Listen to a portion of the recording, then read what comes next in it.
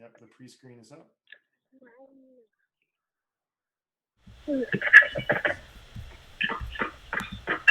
Hi, everyone. Sorry for the delay. We had some technical difficulties, but I think that we have solved some of them. So hopefully, we're coming through loud and clear for you guys. If we can get a super kitty emoji in the chat box, that would be an awesome way to let us know that you're hearing us okay. And I am joined here today by my co-host Chris Bagg, who you guys know, and Daniel Silver, who's going to be talking to us about some strength stuff that we can do from home. I am really excited about this interview. I've been working with Daniel individually for the last several months, for the last couple of months. I guess I just started. But I've already put some of his expertise to use, as you've seen in some of our morning routine and swim fit classes. So I'm really excited about giving this a shot. So yeah, let us know that you can hear us, and I'm gonna assume that you can, unless I hear otherwise. And we'll just dive right in. So hang on, sorry, getting all my stuff squared away. So this is the Endurance School Masterclass. So we are really hoping to use this space to talk to some coaches, athletes, PTs, sports psychologists, any other experts in endurance sports. As you know, we set up the Endurance School to try to lend the ability for mastery in your sport to the athletes that we work with. So we are really excited to be joined by Daniel Silver today. Daniel is an elite strength coach. He's worked with all kinds of athletes. He's worked with powerlifters. He's worked with Ironman triathletes. And he's been working a lot with endurance athletes in Portland since moving here from Seattle a couple of years ago. He's made a difference in a number of our CBCG athletes, including myself. And so today, Chris and I are going to talk with Daniel about how to train it effectively at home through this pandemic period and some best practices for endurance athletes for all around strength and conditioning. So Daniel, welcome to the show. Hola, thanks for having me. Thank you for joining us. So one of the things that we're going to jump right into is you published a 5-day strength at home program for us. But before we get into that, we wanted to know, like, what are some tips that you have for athletes about staying sane and strong during this quarantine period?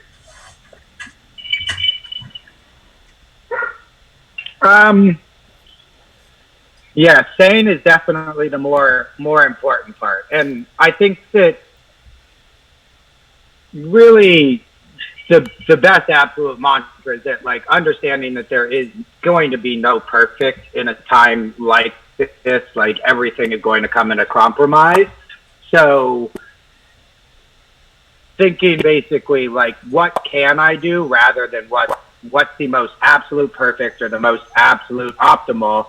You know, what is something that I simply can do and can see myself progressing in terms of, you know, intensity and volume, just like your normal kind of endurance workout, while being constrained to my home, like without having a huge amount of weight. Like, am I doing something where I can say I'm ramping it up session by session, week by week, and doing things specific to my needs as an endurance athlete as I possibly can. But I think the number one thing right now is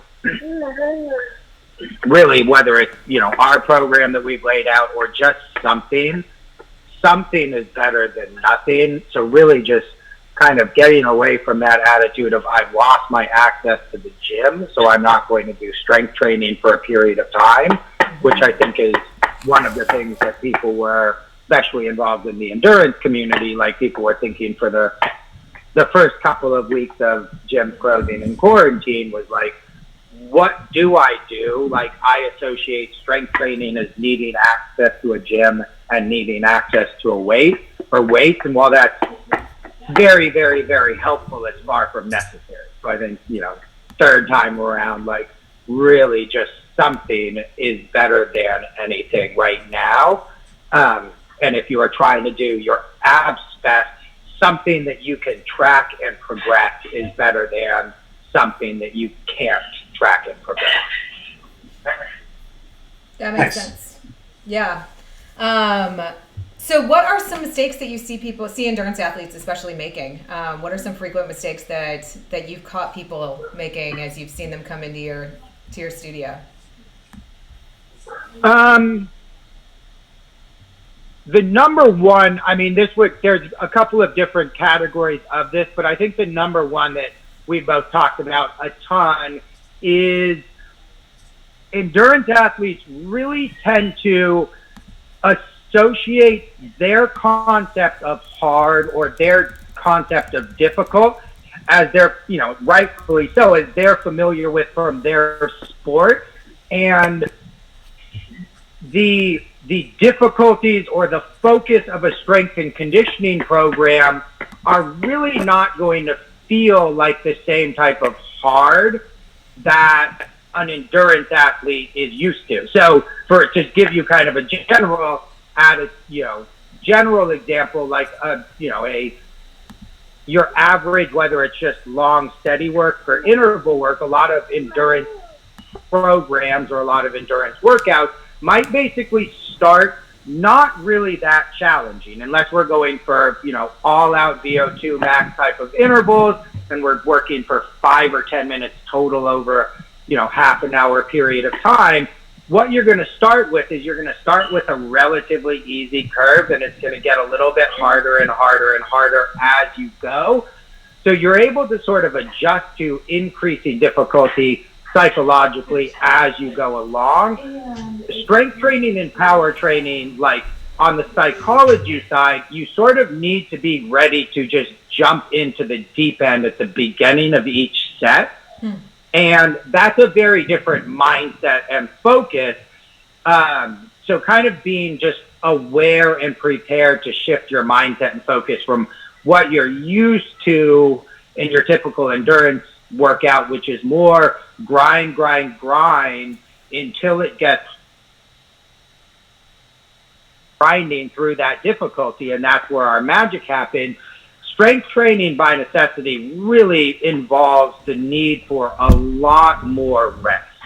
And the reason why is just the impact that we're trying to put on your central nervous system, your neuromuscular system, is much, much, much more intense with strength training work than it is with prolonged endurance work. So we just need to see a huge amount of rest compared to the amount of work being done in a session.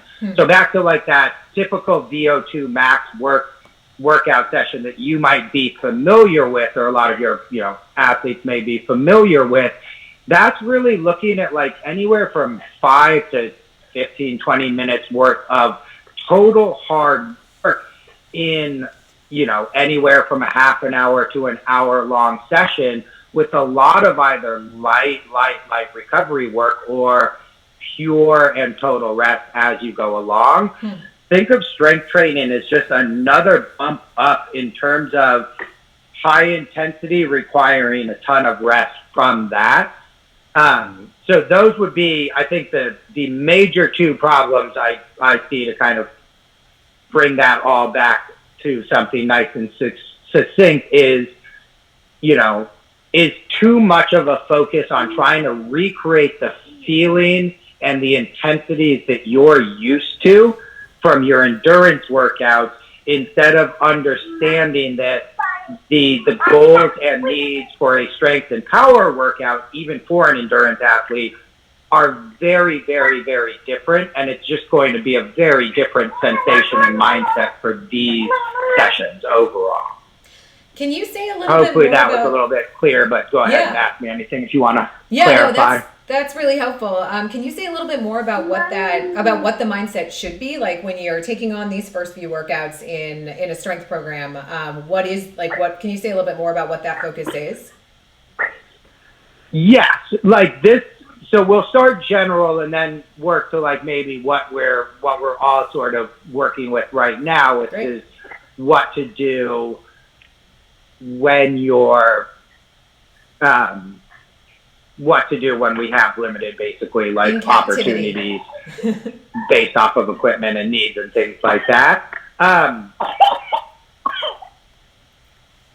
There's a few different things, and like some of them, I don't think most people will love the answer to them, but luckily, like, we're not really just waiting around with our best guess. Like the benefits of strength training and the benefits of power training, as the program lays out and as I'm going to describe, like, we've got a mountain of really clinical, like, supported evidence to say this type of strength training really does benefit endurance athletes, like, across the board, whether we're talking about improved power output, improved run, for cyclists, improved running economy for runners, reduced injury across the board. I would say the only maybe vagary for whether or not we have great carryover would be for those long distance swimmers in terms of performance training, but certainly injury prevention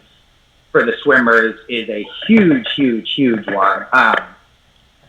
For swimmers and bicyclists, basically, there's some negatives to those sports that I'm sure we're all aware of, that, like, if we're not getting some good strength training, we may actually be doing some things negative to our health by chasing performance there. But let's go two different ways. There's both strength training and power training.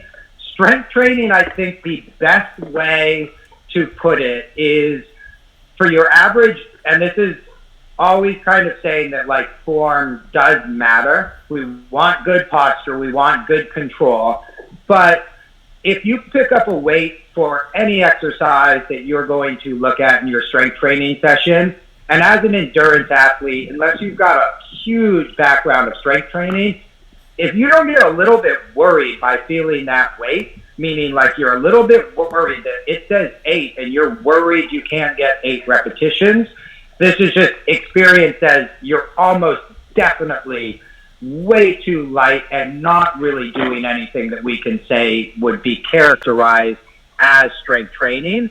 Like, we're really, in that case, if we're doing something that is far past, probably just spinning our wheels and not really doing anything effective. So I tend to take that we might as well be resting if we're lifting a weight for 20 repetitions and we're supposed to be lifting a weight that's heavy for 5. We probably didn't get much out of that workout other than just tiring ourselves out a little bit. So the strength side of things, general rule of thumb, as you're getting used to it, the weight should feel heavy right off the bat, not as you're getting close to the end of the set. And that's where that the focus and mindset comes in, is it will get difficult to maintain posture because you're using an external load. It will get difficult to not have mechanics break down. And we are using significantly higher weights than just your body weight. So we really need to walk into this prepared. This is not a 30, 45, 60-minute run where I might fatigue to the point where I see some form breakdown in the last 5 or 10 minutes, and maybe my knee gets a little bit cranky, but not anything big. We're going to lift some weight that is both beneficial to us, but also potentially dangerous to us if we aren't paying attention and focusing. So we need to walk up to this prepared for 30 seconds of very, very, very focused, directed work. And that comes back to where rest is also important, is if we're grinding, one of the things that goes out the window is the ability for our brain to hold on, focus, and say, I'm going to really bear down and do this with every little bit that I have, because it's kind of getting into that, like, how do I be more economical? How do I grind this out? Because I know I've learned now that I'm not getting a rest as I go along. So that would be the strength training side of things. The power training side of things is even more difficult for endurance athletes, because I'm not going to lie, for a lot of you, it's going to feel like you're just wasting your time. And that's where I really, meaning like you're going to be like, why did I just do 5 box jumps and then the instructions say to rest for 90 seconds? We can go a little bit, we will go a little bit deeper when we get to the program, but the short answer is because when we're training pure alactic explosive power, which is what we want to be training with power exercises, that is hugely, hugely neuromuscular, meaning we're asking our central nervous system to coordinate a massive amount of joints working together, muscle fibers firing, all at an incredibly rapid rate. And that fatigues the brain in a way that you won't be able to feel, but it will need to recover from. And that's why you see these absurdly long rest times with jump and explosion training. Is we're not training the physiological side of things, meaning we're not really training your heart's ability to get bigger, pump oxygen faster. We're not trying to create like increased mitochondrial like density in your muscles. We're not trying like those type of things. We're not trying to train with the power training. We are solely training the ability for the neuromuscular system to coordinate a rapid firing of muscle fibers and then probably also a rapid control or acceleration and deceleration at the ligament and tendons, so that we're sort of overloading our system so that when we go back to our less dynamic activities, we're more efficient overall. We have greater running economy or greater power output, but our ligaments and tendons are also better able to handle that load because we've trained them with a more severe intensity than our sport as a triathlete will ever require. So the power training is the same thing. Like you're going to attempt to work at your highest intensity possible for those exercises, but there will be even less of a feeling of fatigue than your general strength training. So let's talk then. So picking up on that subject of rest. The strength plan that you built for us, and everybody, I'm going to drop that into the chat here in a second once I ask my question. So it's a 5-day plan, and you just talked to us about resting. Do you see this plan? Does it take place over 5 consecutive days? Is it spread out over 2 weeks? Is it spread out over 10 days? Like, what is the general scope of time that you do these 5 days over? This could be, that's actually a good question. Right now, I think the goal would be that this would be a program that could be followed by everybody kind of on a 7-day calendar schedule. So with 5 days, there's, it would be kind of a 2 on, 1 off type of schedule would be very, very good. But in looking through the program at the same time, we have sort of a balance of what I would say are low intensity days, our medium intensity days, and our high intensity days, or days that are basically a little more neuromuscular focused, meaning like pure power, so you won't feel that fatigued or tired from them, but you will get some overall benefits. So I would say this would be one you could follow all 5 of these throughout the course of a given week. But the other would be I think the thing to understand is with most endurance athletes, we're balancing a pretty high training volume and load. So if the strength training is new to you, how much to do it would be as frequent as you could while still recovering to the level that you need to. And that's honestly with where we're at right now, maintaining the ability to train moderately hard while probably not going over the top and killing our immune systems is definitely something hopefully most people out there are focusing on. So I would say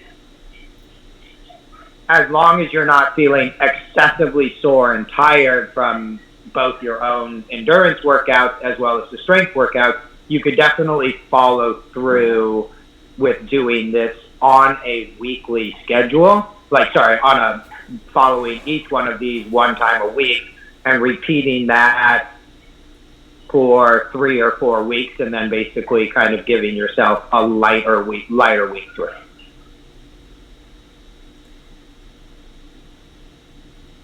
So can you walk us a bit more through what each day what each day on that schedule looks like, what the focus is, Yeah. and the intention? Definitely. Awesome.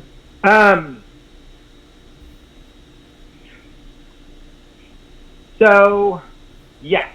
So what we're looking at, we've got like a warm up and then 5 separate days, and this is our best attempt to give as many people that, I certainly, but I think both Chris and Molly have never met before or worked before, the best overall program to say, we're pretty confident you can get better on this program, follow this way, without needing a ton of coaching or feedback, and also probably not doing so much that we're worried anybody's going to hurt themselves.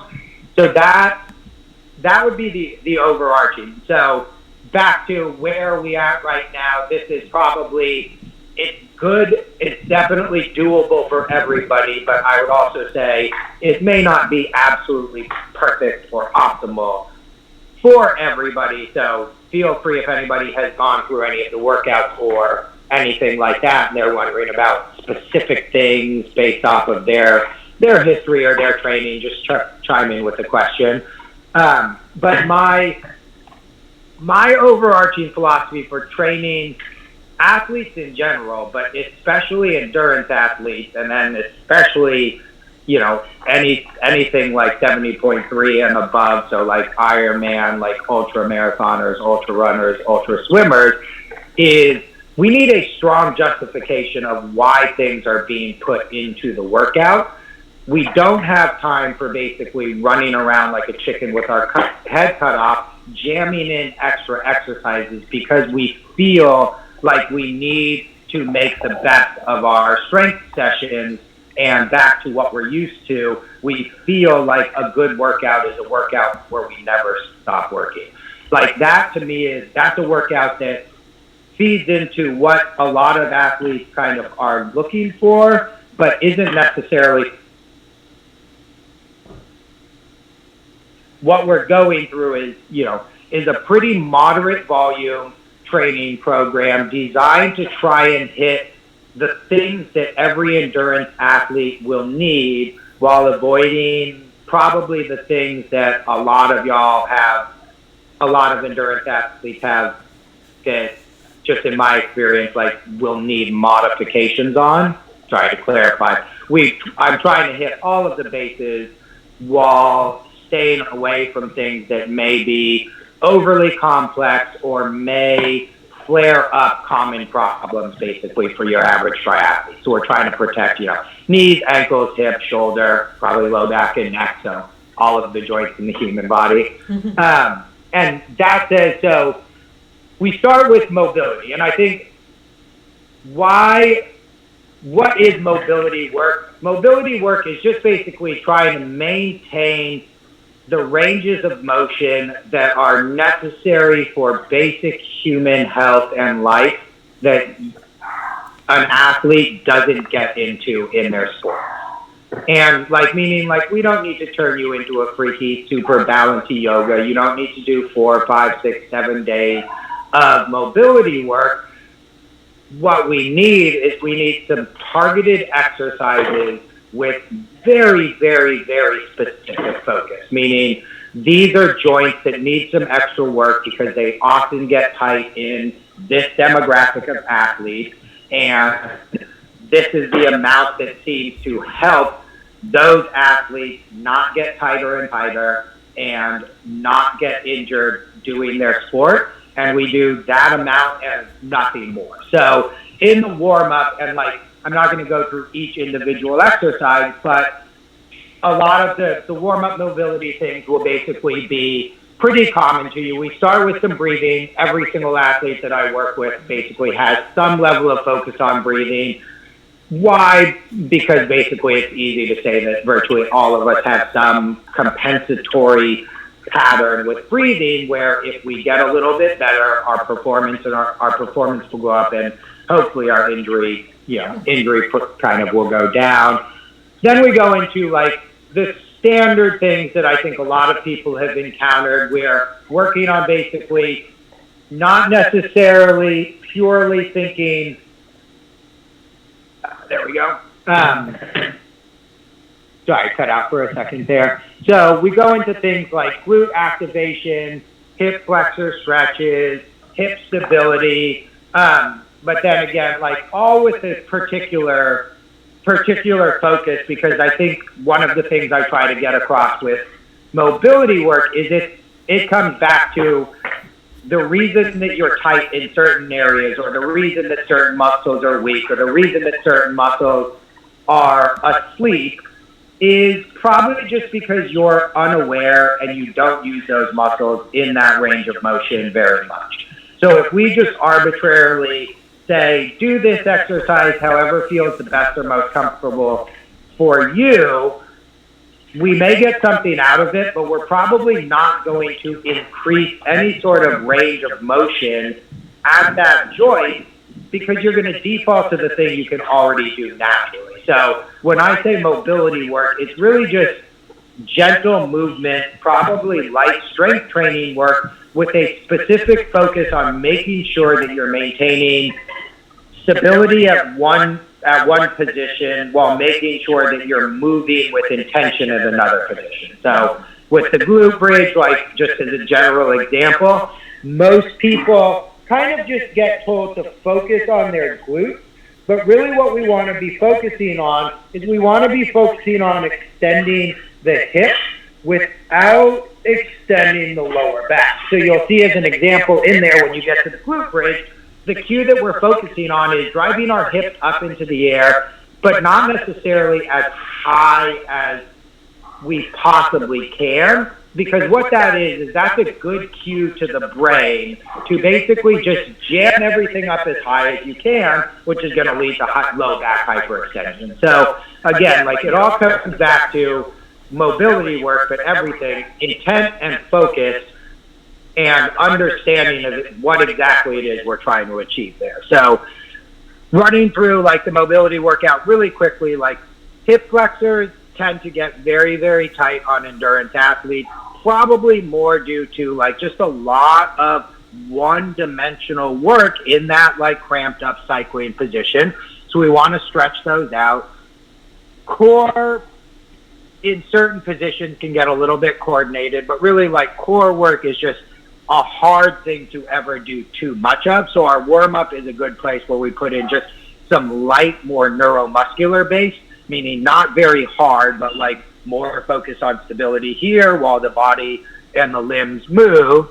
Then we move into like some upper body, thoracic, spine work, basically making sure that if you're a little bit stiff for swimming or you're kind of in that hunch position from biking too much, we maintain the ability to extend and rotate the spine. Working on basically some ankle mobility as well, and then I think finishing it all off with a full squat. So any really quick questions about mobility from either of you before I jump into the other days a little bit quicker? No, keep rolling. Yeah. This is great. Okay. So the day one is the strength workout, and so this would be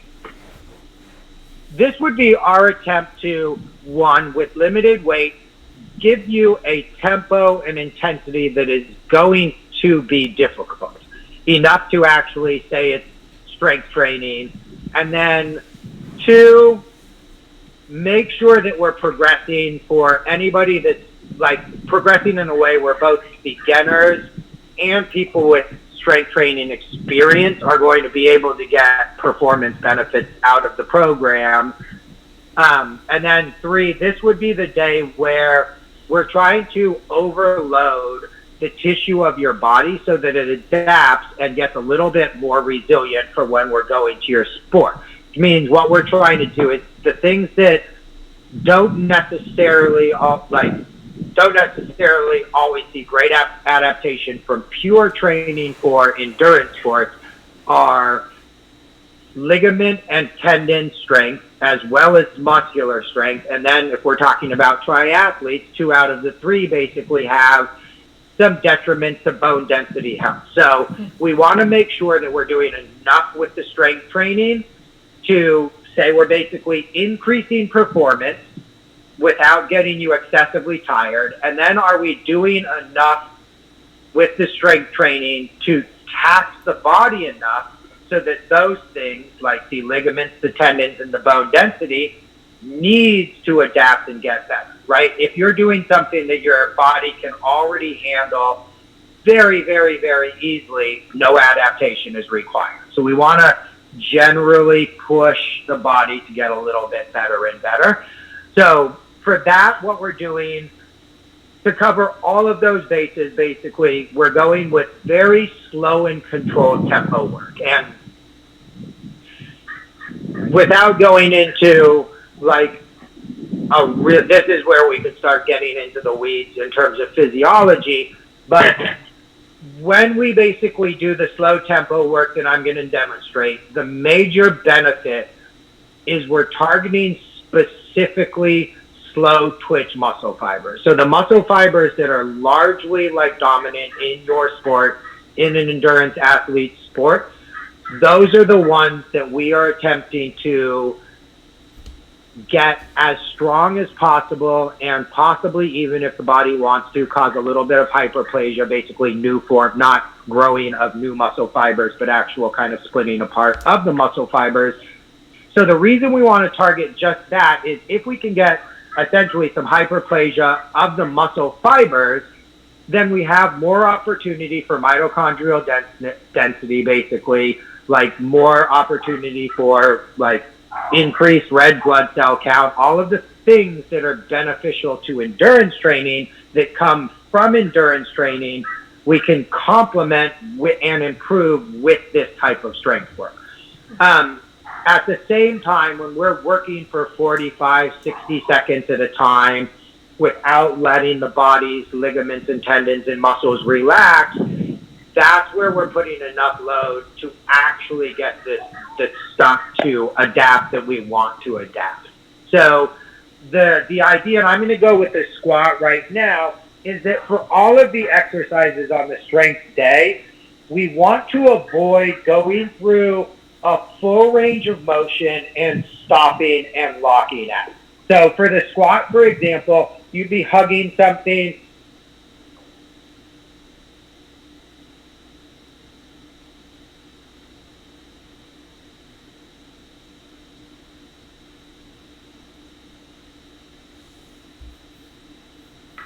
blood flow restriction training for those of you who are familiar with that.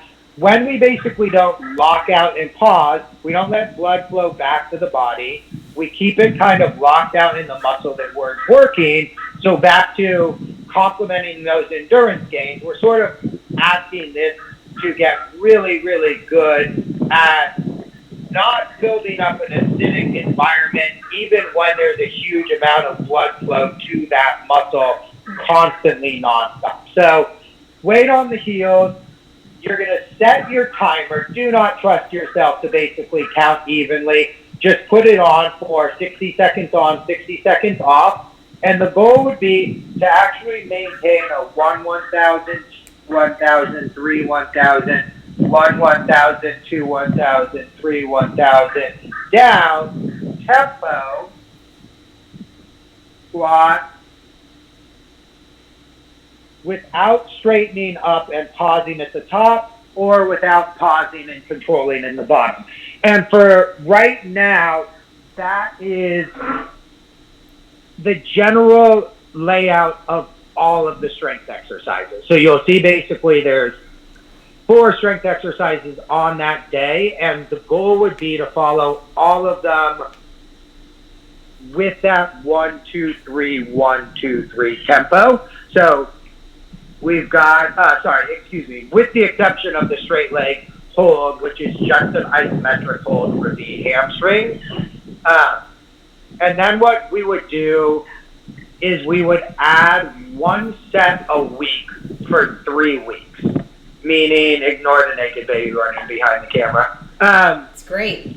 So next week we would do 4 sets of 10 at the same weight, unless you felt like your weight, and what the weight should be at is by the end of that 9th and 10th rep in the first, it's probably the 2nd and 3rd set, you should be really pretty close to reaching localized muscle failure, meaning like by 9 and 10 reps on that squat, those quads should be screaming, and you should really be struggling to like maintain the tempo, even though you're not like breathing super hard, because we're not creating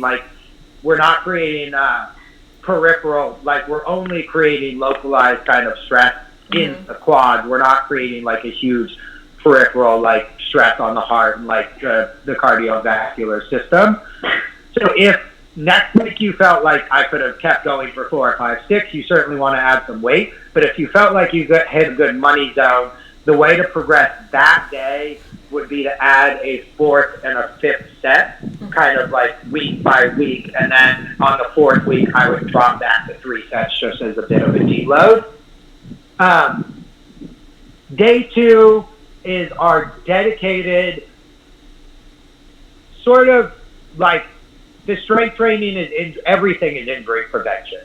But if we were to say this is the most dedicated injury prevention day, meaning that is the purpose of these exercises, let's put you guys in positions where we often see injuries and do our best to make the tissue and the neuromuscular system as resilient to stress in those positions as we possibly could, right? So just an example, like we know a bunch of swimmers get overhead cranky kind of impingement type of sensation, like impingement type of issues, labrum type of issues. So we've got some dedicated mobility exercises at those ranges of motion. Same thing with, we know that, we get a lot of like kind of mid and high hamstring strains from endurance runners. So we've got some hamstring exercises in those positions that are difficult to train with your traditional strength training exercises. If we want to talk about any specific stuff, we can go back to that. Day 3 would be your pure power day. So this is pure neuromuscular, kind of the day that I said will feel like the biggest why am I doing this type of day. And that would be, for that reason, I might put it, general rule of thumb, almost all of the strength workouts, if you can get your endurance work before the strength workouts, you're going to see the lowest interference effect. But I would say that this one would be the one that I might put the evening before or the day before my highest intensity interval training session of the week. Just because what this stuff is it's really ramping up your central nervous system and getting it prepared to fire a lot of muscle fibers at a very, very rapid rate. So if you've got any sort of high sprinting work on the bike or treadmill, this would be a great one to add in, like 8 to 12, 14 hours before. If you're doing it a few hours before, probably not going to kick your butt, but I would say, like, don't put anything like a couple of hours before your highest intensity interval training session of the week in general. But this would be one that if you have the ability to kind of front load some high intensity endurance work, you might feel like, oh, that's where I'm starting to notice some benefits. Like the workout seemed a little bit like too easy for me, but I was really goddamn fast the day after I did it. And that's kind of what we're looking for, is we're looking to basically not tire you out on the stuff that isn't your sport or your passion. We're looking to basically use this stuff, the strength stuff, the power stuff, to make you better at your sport. So to go back to mindset and psychology, that's what I would truly look for, is not, was that strength workout hard enough, but over time, are my strength workouts helping me? Do they feel like they're helping me get faster and more resilient, recover better for my workouts that I actually care about? And then let's see, so day 3 would be all jumping with some specific, basically, coordination power exercises that are specific to kind of the gait cycle within running. So that would be namely the single leg deadlift to step, and maybe we'll shoot a longer video of that one with some good tips and cues, because that is one that I think people will want to get correct. But then day 4 is just a repeat of day 2. And the reason for that is, like, the 2 is, I think, one mistake people make is they end up trying to cram too much strength workouts into 1 or 2 days a week, instead of spreading the volume out over the course of a training week. And there's a few different reasons to do that. One, we do get some positive, like, hormone trickles and secretions from hard strength training that sort of diminishes within a couple of days. So one of the theories of why we're backing basically strength training with a similar strength training workout, or the same one, is basically we get kind of a half-life, so to speak, bump of those hormones that are positive attributes for both strength and endurance training, from doubling up on the same strength workout in a week. The other would be when we split the overall total volume up, we do not accumulate as much fatigue. We don't get as sore, but we do get the same amount of benefit. So the only thing I would say is keep that second workout, which is, it starts week 1 at 2 sets of 10. Keep that at basically 2 sets of 10 the whole way through. And that, if you want, meaning don't add a third and a fourth set, keep it at exactly 2, and that day you can go up in weight. If you feel like week by week you're getting stronger and you're able to maintain the tempo and maintain your posture on those exercises, you can add a little bit of weight into your backpack. But we want to make sure, again, that, like, we are trying to hit the right balance of, like, kind of like the minimal effective dose for most people, as, like, just experience and, like, the evidence says, without being able to directly communicate with each and every one of you, like, about how are you recovering and how are you progressing. So we're certainly following a little bit more of a conservative volume approach overall, so that you don't get beat up basically week 3 in and have to take 2 weeks off from training total. Whoop. And then, yes, I will. And then day 5, I'm going to basically expedite it because I appear to be running low on battery here, and I don't know if I'll be able to switch. Day 5 would be, like, what I would say is a functional core workout for, like, for endurance athletes. So a lot of stuff where we're asking you to maintain a good postural position from head to pelvis, while basically the arms and the legs move in some sort of gait type of fashion. Some of those are standing up, some of them are lying down. So that's essentially, that's a circuit of exercises that starts on the ground and takes you to standing, like, in a way where we're basically starting in a very, very basic, primitive pattern position, so that if there is any weak patterns or any weak muscles, we get them to kind of come online and start firing, and then we basically stand up and make it a little more functional and relevant to your sport. And the idea that we're sort of, exactly that, we're waking things up and we're bringing it along the continuum of, like, general to specific, and going through that for a few different rounds. think that takes us through, the last day. So you guys want to get to anything else? Yeah, just to put out a quick call to anybody in the chat. If anybody out there has a question that they want to get in while we have Daniel right here, that would and I be may super apologies helpful. if I disappear basically out of nowhere. No problem. Yeah, Molly and I will do our best. That will probably be it for the evening, but apologies. No, we'll do our best, and that's all we have time for from our best cover up. So while people are chatting, I actually have a question that I would love to know the answer to, that I know a bunch of our athletes have been wondering.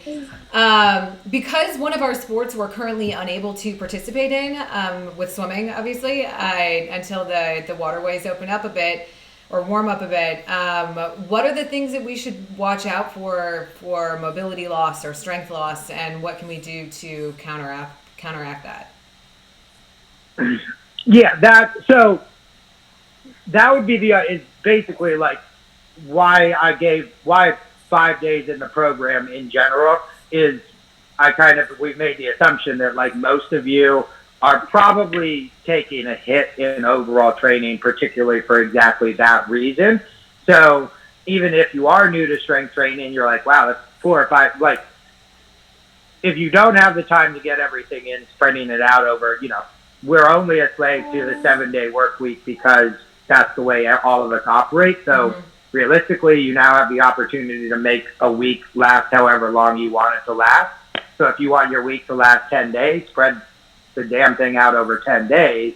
But with that said, one of my thoughts was that, for people training, not quite yet, for people training 20 hours, 10 to 20 hours in a week, like where to put this in is often the most difficult thing. So you may have a fair amount more free time on your hands right now, so you may be able to fit those in. What I would be focusing on maintaining is certainly in there. It's basically that, that overhead position, and then the thoracic spine, which is the area of the spine attached to your rib cage, maintaining the ability to extend and rotate that. And there's certainly like those exercises both in the warm up every day and in the this is not hard to focus on at all, right? So there's both daily mobility exercises like in the warm up to help you maintain that overhead position and the ability to extend the T-spine. And then on, I believe, the more dedicated mobility day, there's a couple of pretty rigorous exercises that will either improve strength and control in those ranges of motion, meaning if your overhead position or your roll in swimming has been a little bit lacking, you may actually see yourself jump back into the pool and feel like a little more fluid or a little better after doing those for a month or two. So the big ones would be, it's like what it seems like, it's the ability to basically twist a little bit and get that hand overhead freely without feeling like you're putting, headphones on. I think people are ready to be wrapping up because I don't see any questions coming in. They're mostly just about how cute the kid is. let's save you from disappearing right off the bat. But thank you so much for taking an hour of your afternoon to come and talk to us, because this is such a misunderstood topic in endurance training. And I think one of the things that I'm really excited about doing is getting this message out to more and more people about what strength training for endurance athletes should look like. And I love what you just said, that like you can use this time as a way to work on the things that are holding you back in your endurance work, and maybe you come back a little bit more mobile, a little bit stronger in ways you didn't anticipate. Absolutely. Yeah, absolutely. Thank you guys for having me. It gave me an opportunity to basically put on a fancy sweatshirt that didn't have stains on it, which I'm so glad. when we don't ever leave the house anymore, I haven't seen the need for that. But yeah, the same thing, like on the CBCG website, anybody can find my email. Like, by all means, feel very, very free to like drop me a line or an email with any specific questions that you see in the program, or really any specific questions you like about like what you've done on your own or what you're doing in your own program. Right now, basically, other than babysitting the little maniac that you saw, we're at the house most days, so it's a very, very good time to get in touch with me and sort of pick my brain. So I believe I'm correct in saying all our emails are up on the website, right? Yep, and I just dropped it into the chat too, so people can reach out to you from grabbing your email address right there. All right, Awesome. perfect. Awesome. I will talk to you guys soon. Awesome. Stay safe, stay healthy. Yeah, thank you. Yes, you as well. Awesome. Thank you so much, Daniel. Yeah, have a good night. Yeah. Thanks, guys.